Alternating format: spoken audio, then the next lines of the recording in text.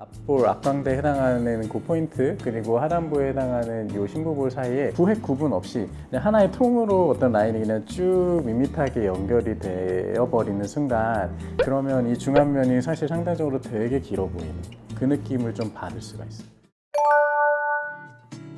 이게 길어지는 요소는 사실 몇 가지가 있어요. 첫 번째는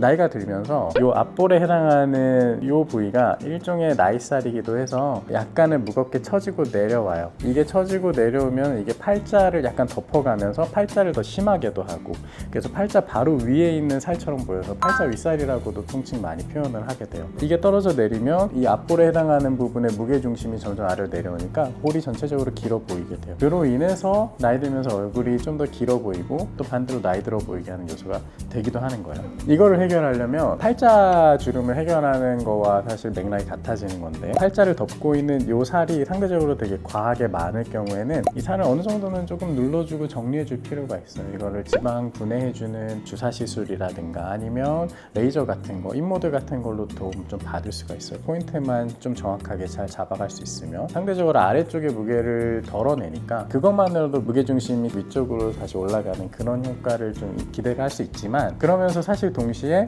이 위에 있던 볼륨감이 꺼져서 내려온 거다 보니 눈물 고랑이라고 하는 그 라인과 여기 그 옆으로는 인디언 밴드라고 하는 그 영역이 상대적으로 이 부분이 더 도드라지면서 더 꺼져 보일 수가 있는 거예요.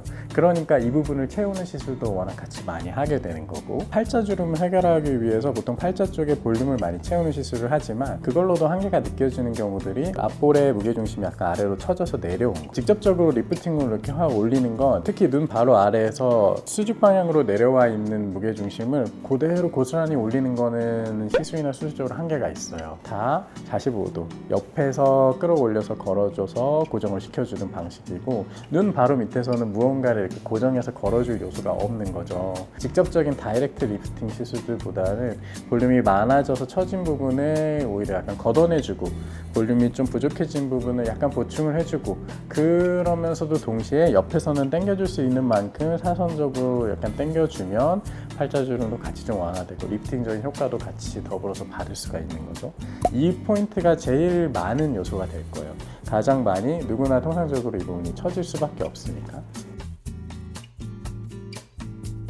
두 번째는 눈 바로 아래 약간의 볼륨감이 잡히는, 그걸 우리가 애교살이라고 많이 표현하는데, 그 애교살이 되게 또렷하면 또렷할수록 실제 눈 바로 아래에서 어느 정도 볼륨감과 길이감을 좀 만들 거예요. 그러면 이것까지가 이제 눈의 구획으로 많이 보이게 되는데, 애교의 볼륨감이 좀 어느 정도 살아있는 분들은 앞볼이 시작하는 포인트가 애교살 바로 아래에서부터 시작을 할 거예요. 그러니까 앞볼의 길이가 상대적으로 조금은 짧게 잡혀 보일 수 있어요. 거의 없이 되게 흐려져 있는 분들도 꽤 많아요. 그러다 보면 애교가 만들어야 할 그 눈 아래 경계선 하나가 사라져 버려서 앞볼에 해당하는 그 길이가 눈의 하단부 경계선에서 바로 시작하는 거예요. 그러니까 그걸로 인해서 상대적으로 조금 더 길어 보이는 경우도 꽤 있어요. 이런 경우에는 애교 필러가 적합할 것 같다. 애교 쪽에 볼륨을 조금만 더 보충해서 애교의 경계선을 조금 더 뚜렷하게 하면서 비율적으로 좀 이상적이게 만들어갈 여지들이 있을 수가 있어요.